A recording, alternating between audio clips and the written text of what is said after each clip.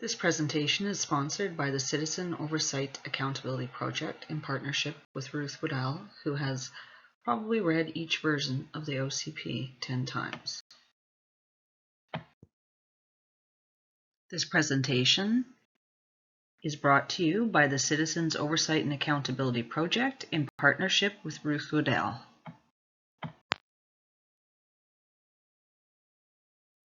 We have attended most CVRD OCP meetings where we have seen their wording change in the OCP because we have showed up and voiced concerns. We will be presenting an overview that brings the global goals down to national goals and finally down to your local OCPs that follow all these same goals. You heard in the last farmers meeting that the presenters kept referring back to climate emergency, and farmers doing their part. We'll challenge many of these narratives as we feel that farmers are an integral part of the community economy and in fact have one of the few vocations that are harmonious with nature at its core. When you spend as much time as we do looking at OCPs globally, nationally, locally, you will find, as we do, common language, which in turn often has other meanings that are not as flowery or beautiful as they sound, and that is on purpose. Rewild is a word that's being used to convince farmers to give their land back to nature. Growth containment is part of the UN Agenda 2030, which we'll see later, that implicates that the only way to save the planet is for us all to move into small contained areas and let nature take back its land. Minimum lot size for agriculture status means that many areas are placing minimum lot sizes, often upwards of 8 hectares, to be considered agricultural. Why does this matter? Because if you are not deemed agricultural, you are deemed urban, which brings with it urban rules, such as no pigs, roosters, and the like. Wildlife preservation. Who doesn't want to preserve wildlife? This is what is meant by using words that no one could argue with. But what it means for farmers all over is that if they are deemed to sit on land that may have a population of a certain animal or deemed rare plant, it could be taken by the federal government over the guise of protecting a certain species, or it could have strict bylaws against any activity on that land. We are already seeing these instances in places like Saskatchewan. Habitat. Once again, we all love habitat, but you could be growing your corn on land that is now deemed a habitat for a certain frog or the like. Agricultural emissions. This is probably the biggest talking point in the slideshow, as farmers are being demonized worldwide and restrictions and land removal is mostly based on these premises. 2030-2050 goals will be found in global goals, all the way down to your local OCPs, transportation plans, agricultural plans, and local climate plans. Climate emergency is a statement that CVRD, Duncan, and North Cowichan all declared after a letter was sent to them from a local group pressuring them to declare the emergency. We have read the letter, and there was no science cited, and it was full of gross exaggerations in their claims. However, they all signed on to this, and now all policies must go through a climate lens, instead of through any other lens like economy first, agriculture first, or housing first. Restrictions on urban agriculture is another way of saying that once again we're not free to use our urban land as we wish.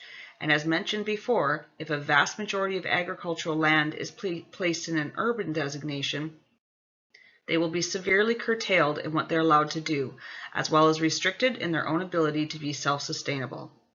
Culturally acceptable is another phrase that's vague, as most of these OCP wordings are, that can be left to open interpretation as to what is acceptable. We actually just saw this wording in a hub meeting that had many people ask what it meant, and whose culture, etc.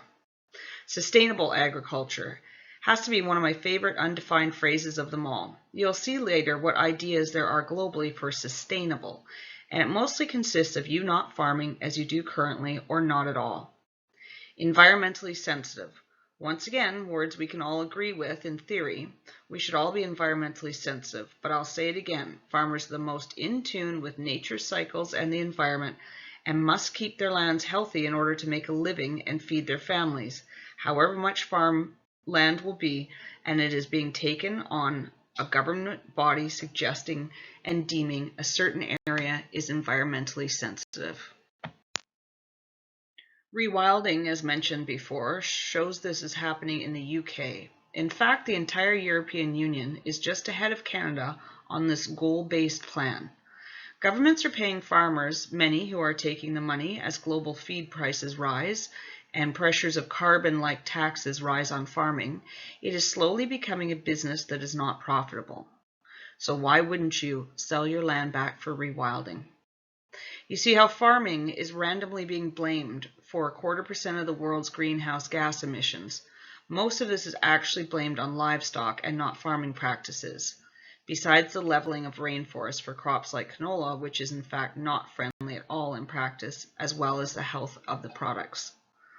But for the average farmer, does not his cattle burp or fart more than a moose after you rewild an area for the wild animals who also graze and spread their manure back onto the land?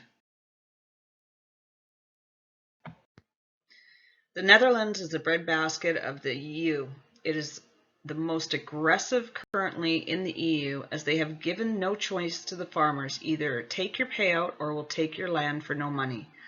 The Dutch farmers have been fighting this via protest for 2 years, but it looks like they're going to be defeated. In a food shortage and a time of inflation, especially for food, does any of this make sense at all?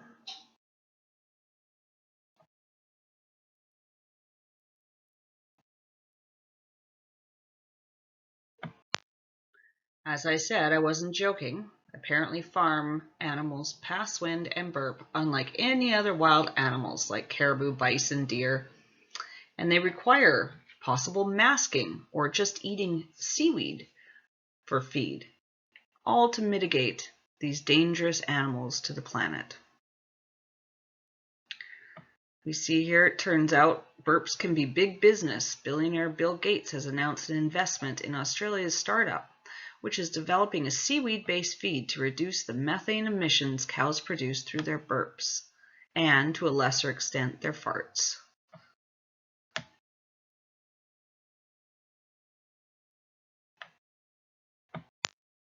So where does this all come from? The United Nations Sustainable Development Goals, that has much of its origins in Agenda 21, which Harper signed us onto, and then was later called Agenda 2030, which Trudeau is fervently implementing. This is taken from the United Nations Sustainable Development Goals. You can go right on to their website. There's thousands of pages that you can search through. There's many things that most people would agree to on here, like not logging the heck out of an area, displacing all the wildlife to graze cattle for like McDonald's. Well, who are we kidding? McDonald's doesn't graze or grass feed their cows, which brings me to an interesting point.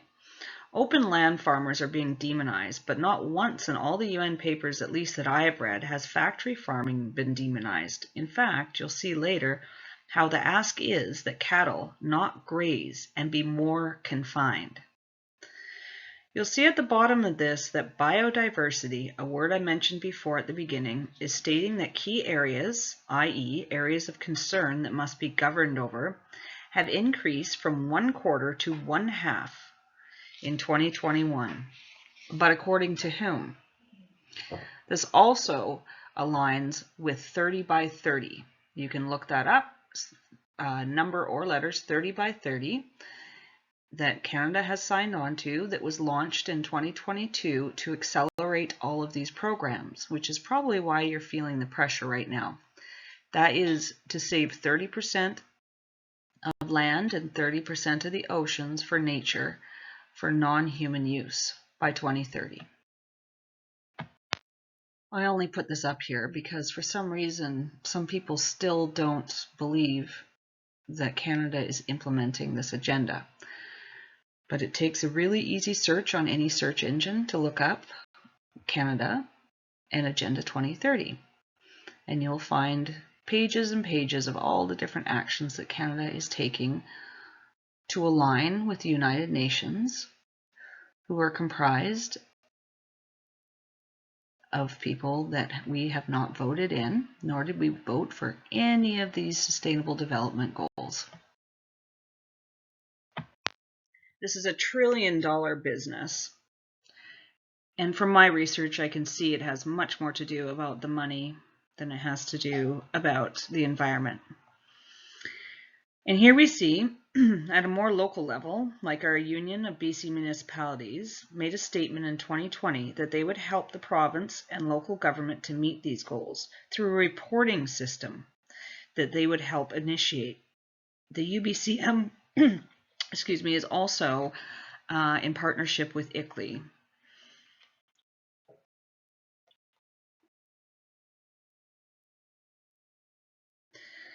We could make 100 slides just on all the local corporations, NGOs, and governments that have signed on. But here also, the Victoria Foundation speaks about communities meeting these goals and the university talking about getting a multi-million-dollar grant to help get to net zero, whatever that means. As I said before, this industry is a multi-trillion-dollar one based on NGOs, contracts, carbon credits, and ESG scores.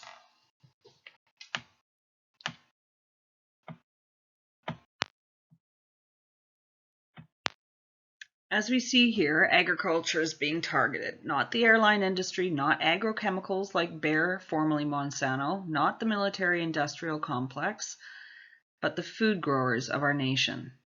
There, once again, is a big industry behind the removal of natural ways of life to things we see here, such as lab-grown meats and 3D printed meat. We even see John Deere getting on board for their ESG scores, offering carbon measurement products and the promise to go electric and hasten the end of life for old machinery they produce. You can see in that top graph there how cultured meat, the orange, is going to, they want to go way up and conventional meat going way down from 90% to 40%. You can look at C40 cities where they feel that you should only eat meat 1 to 2 times a month. Just some examples below of 3D printed meat. It was in Forbes here. Lab-grown burgers.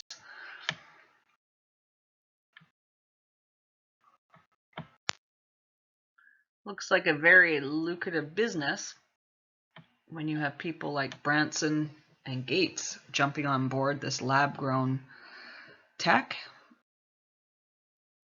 So why would there be the need to keep farmers or help farmers out when they're struggling if that's not where the money is to be made?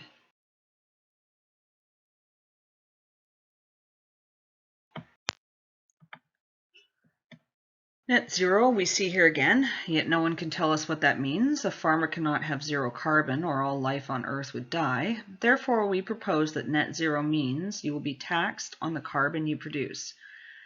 Beef suggestions here from the Smart Prosperity Project is to reduce the cow-calf production, to feed cows grain instead of free-ranging them, supplementing cows with fat supplements and others such as seaweed, reducing feed intake, altering breeding practices.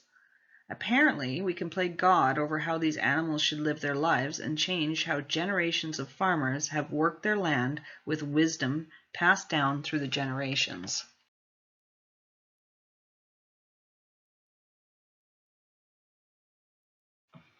Like at the bottom, it says behavioral nudges. They have those in a lot of OCPs. If we just nudge you a little bit, eventually it'll become a policy.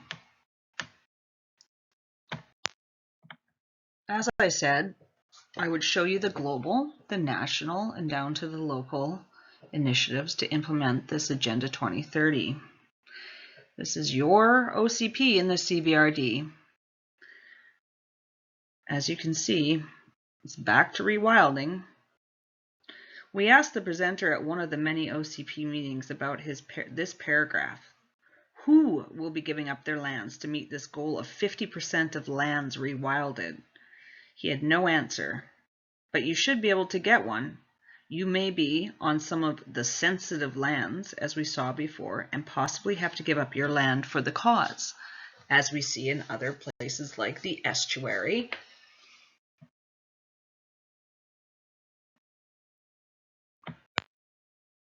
This was another suggestion in the OCP/agricultural section that all policies are cross-referenced to climate. As we see here, water restrictions and aquifer vulnerability is mentioned, which we all know what's happening with that currently. Right now, we know one farm that cannot get their water license renewed, another who is told they may not get theirs renewed because of a 3-year plan currently in the works to save the Cowichan River. And now, after interviewing multiple other farmers, they're not even allowed to run their water, even if they're not on the Cowichan River, because the government has not put through their water licenses, even though they applied 4 years ago.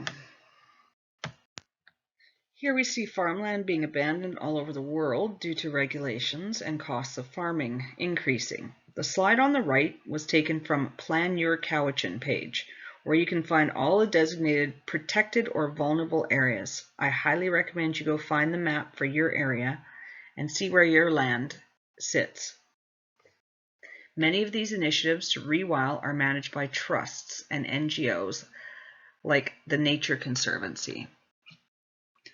What they do is they'll come in and they'll offer to steward the land, usually for 10 years or more. And when they steward land, they take over how that land is used, run, resourced.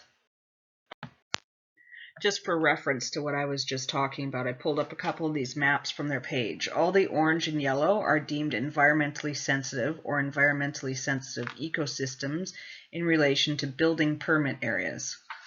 Once again, we all want to protect nature, but as you will see in the OCP, this means changing generational farming practices, such as the suggestion that no cows be allowed on land that has a creek running through it. It is all in the wording that you will learn to decode.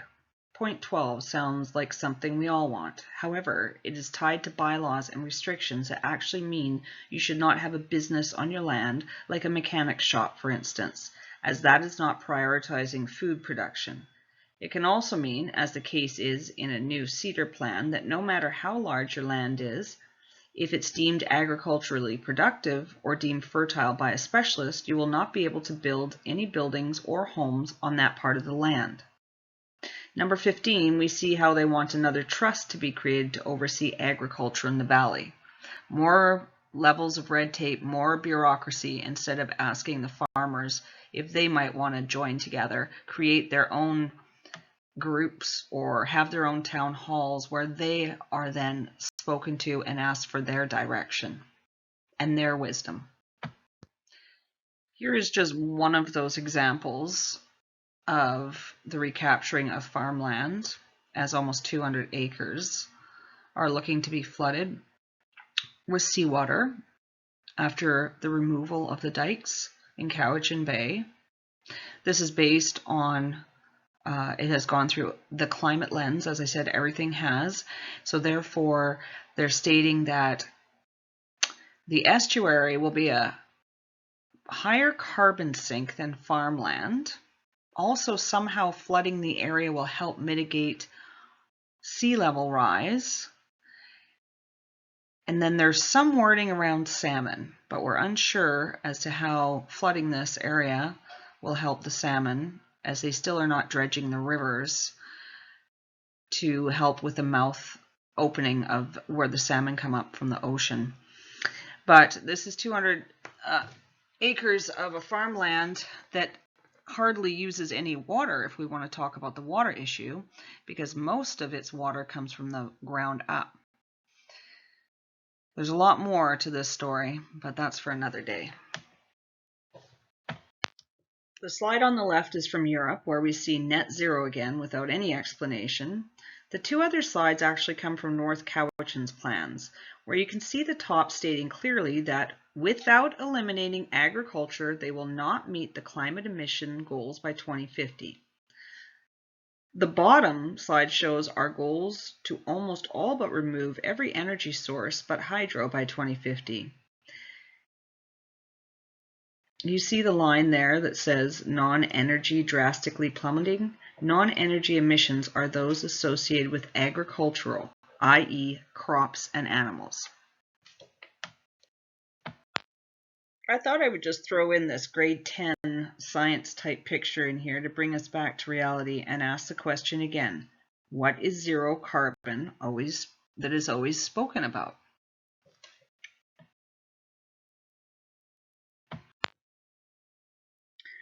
I hate to harp on the carbon thing, but if farmers are supposed to be carbon neutral, or we have to remove farms to reach this no carbon utopia, we have to dig down a little bit on this.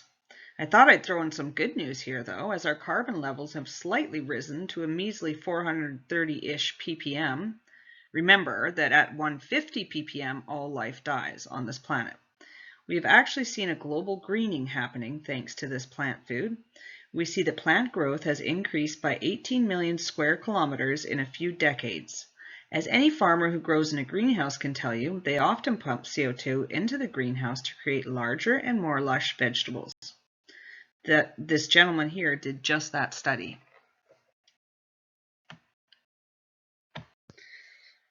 Another just for fun type of slide, we see in all of our local OCP goals, they always use a certain date.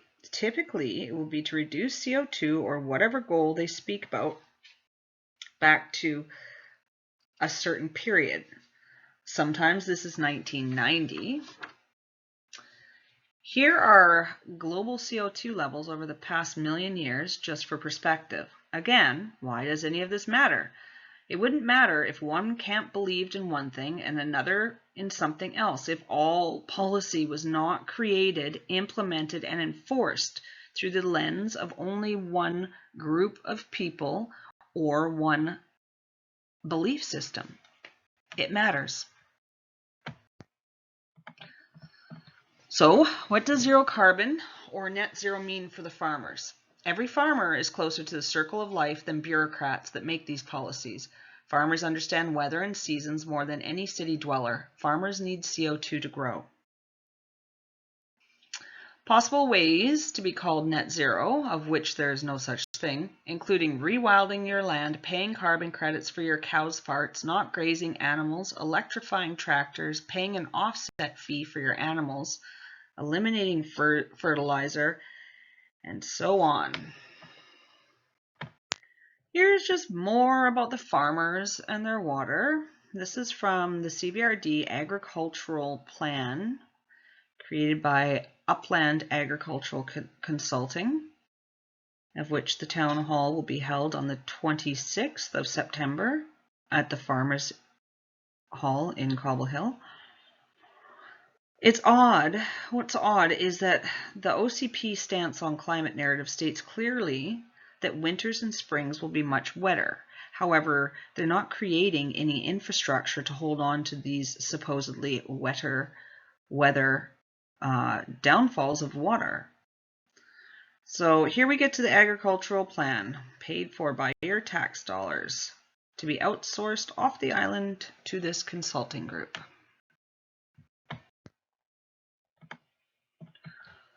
So, as we see farmers all over the world being squeezed through demands on reducing their fertilizers to outright removal of generationally owned lands, we have to look at how these policies creep in locally. So what I've done is I've just gone through the agricultural plan, and it would take forever to go through the whole thing step by step. So what I did is I took out and I highlighted the areas that I could see through the wording in. So for instance, tourist accommodations. They can be restricted or prohibited by local government. And it's recommended that simplified and harmonized approach be adopted, which means that all the bed and breakfast, some are 3-bedroom, some are allowed 2-bedroom, that they all be the same for easier ability to shut them all down if they want. So here's growth containment policies again. Reduce land speculation. Make sure that non-farming development such as residential, commercial, industrial, institutional, and recreational use is firmly directed away from farmland, which sounds good until you realize that they want to reduce the farmland. Policies that explicitly state the expansion of utilities like water, power, roads should avoid intrusion to the ALR and should be included in the OCP. So they would like the OCP to include the fact that they do not want to have the expansion of these utilities. I mean, obviously, if they don't want people further away and on more land, they're not going to source the utilities to further out areas.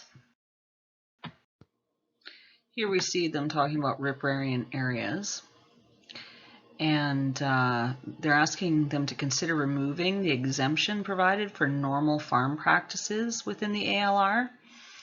So they want to make riparian areas applicable in agricultural uses for your buildings, for water setbacks on agricultural buildings. And they said you can do this with your permit power. So asking that now even buildings that are part of normal farm practices be required to have these setbacks. Then at the bottom, number 4, they're asking that in the OCP and the agricultural plan that they lump all farmland in together. Focus should be on what non-ALR properties can do to protect farming. So what they would like to do is stop using agricultural land in separate languages around this, but they'll lump in all farmers, which is possibly what they were doing when they were going around with their truck last month and seeing what everyone was doing on their land. This is talking about the updated ALR rules around secondary dwellings as well as footprints, and making sure they're asking that the Agricultural Land Commission policy be reflected in the CVRD's OCP, so then it's basically set in as a bylaw. It's also recommended that the sizing and siting guidelines be adopted for all land designated as agriculture outside of the ALR in order to ensure consistency across agricultural landscape. So they'd like all the houses, all the rules of the ALR to also apply to any farmland outside the ALR. They'd like basically, they want maximum setbacks of up to 60 meters from all lot lines for the residential development. So you know how sometimes houses on farms are set way back. Now they want to make sure that they're all set back no more than 60 meters. And since they want the language of agriculture and regular farming to all be lumped in as one, this would apply to the majority of the CVRD. Just so that it all looks consistent, they say. Consider requiring farm tax status for properties using ALR land for home occupation accessory buildings, so that it's not primary use of farmland. Home occupation is within the purview of local government to regulate, and local government has the ability to restrict or prohibit it.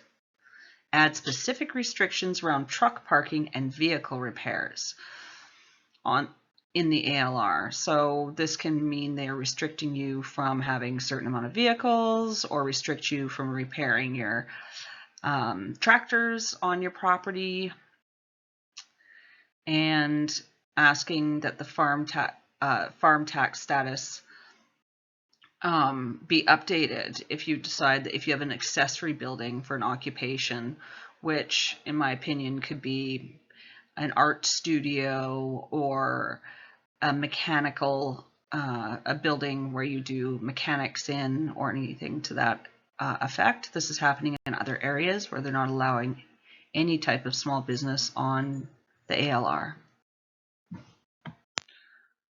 Here we see the bed and breakfast regulations. They want them consistent with the ALC regulations, and they want them consistent across all the electoral areas. But as we saw before, that consistency could mean that they just ban them outright.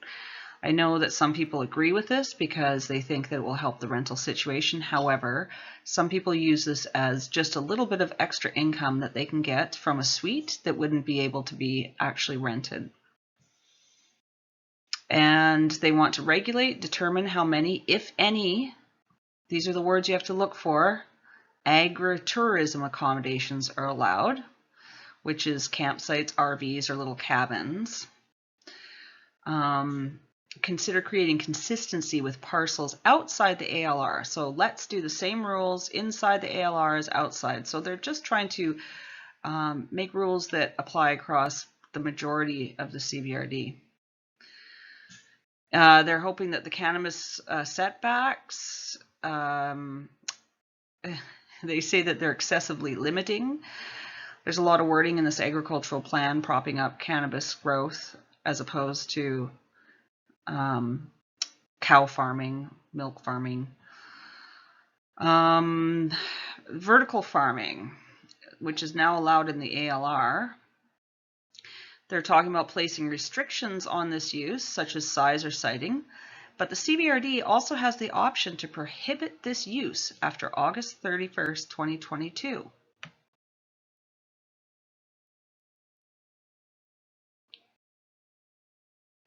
Allow some limited agriculture or urban agriculture in residential zones outside of agricultural zones. So allow some. What does that mean? I'm allowed to have 10 tomato plants and 2 chickens. Well, we saw in Alberta that that's what they did. So this is what I was speaking about before, taking back of the land. These people who have written this for our CVRD says there's an excessive number of agricultural zones. These should be limited, which means as soon as they change, as I said before, when they change you out of an agricultural zone into an urban, you lose the ability to have your pigs or your chickens or whatever. On average, more than 40% of parcels in CVRD are under 2 hectares in size, and more than 30% of parcels are under 1 hectare in size. This provides a strong argument for keeping minimum parcel sizes as large as possible, which means if we were to go by this, that would mean removing 80% of land deemed agricultural out of agricultural. And I'm not talking ALR, I'm just talking areas that are allowed agricultural zones. There's one area, as I said before, on the island where you have to have a minimum of 8 hectares.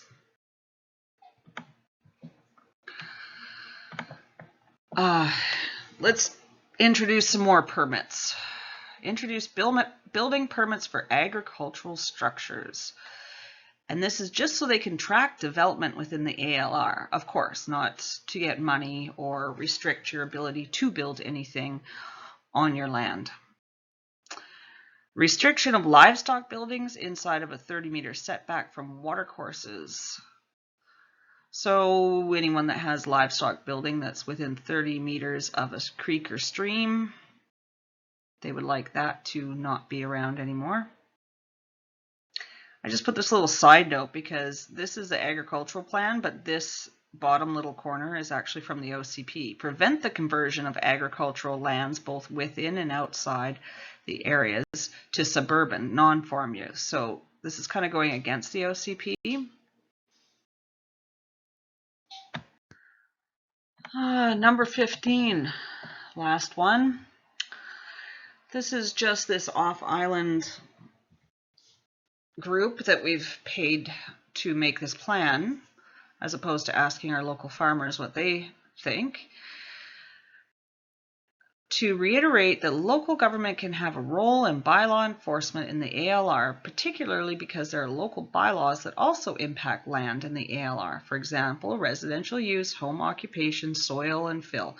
So just a reminder, you can use your rules and you can have much more regulation and bureaucracy if you so choose. This is what the page looks like on the CVRD, where you can give feedback or ask questions, submit your comments. You'll find a section for different plans, like the agricultural plan. I suggest you get engaged. This is from the overall OCP, which relates to growth containment boundaries and everyone eventually living in one, with fascinating goals such as 100% of people within a 20-minute drive of employment with 54% within a 20-minute walking distance to shopping. Does that sound like where you live? You see the highlighted area to meet their climate crisis mitigation goals. Here's the last little some excerpts. These actually come from the OCP, not the agricultural plan.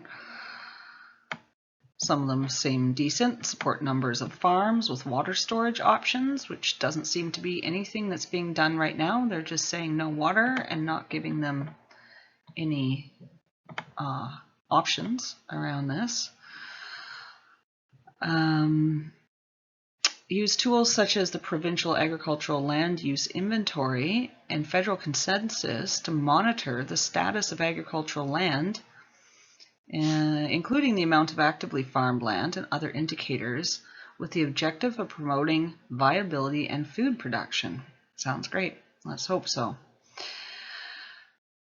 Some odd things here. When possible, encourage farm help housing to be located within the growth containment boundaries. So that means the housing within, say, like the growth containment boundary of Mill Bay. So the farmers would, farm help would live there and not on ALR land, providing access to amenities for workers and minimizing the impact of non-agricultural activity on the farmland. So we can't have those woofers on the farmland, in their little tiny home doing something that doesn't have to do with agriculture. The little circle and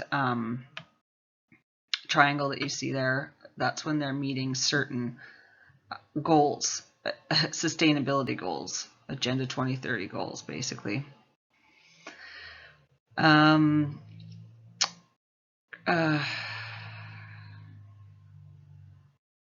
Yeah, so there's some things in here like support agritourism, but the agricultural plan we just read said the opposite. Support alcohol production facilities and farm retail sales on ALR lands. So make sure to support the alcohol production facilities, but not the farmer that has his cows grazing. Anyway, you'll see on the far right that this is all an ongoing process. We are here. This is where you are time-wise with the OCP. We haven't quite hit see they're updating the bylaws and the ideas book this fall winter. Then we have the climate mitigation plan 2025, marine plans and agricultural plans. Those should be exciting, 25, 26. So what can you do? Individual people like you or groups like COPE can only fight so hard, and we're far less effective spread apart than large group of farmers are organizing and asking questions together. As an individual, you can hold your local area director's feet to the fire, show up at all the CVRD meetings, ask specific questions, write to your local directors, fill in questions, fill in questionnaires online. You can join groups that are fighting on your behalf, like COPE at coap.ca. You can also read our newspaper at wwind.ca.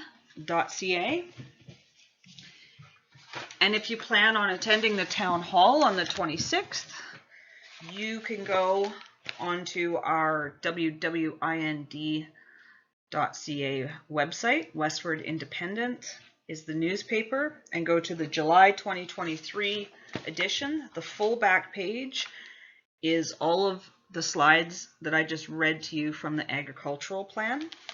So you can take that in with you if you need. You can print it off and take it in with you. There is, since making the slideshow, there's been another group who has started up. They're called Land Keepers.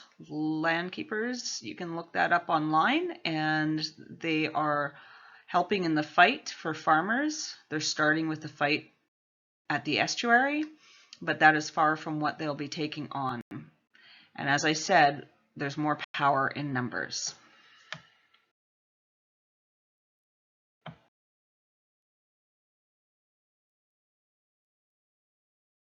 Thank you so much for sitting through this lengthy presentation. However, we could have gone on 5 more hours if we were to show you everything in your local area plans that are anti-farmer and anti-hobby farmer.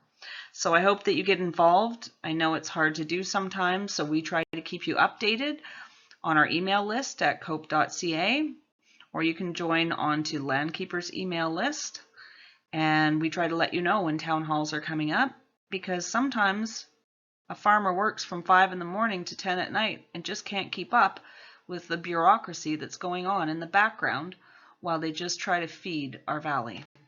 Thank you.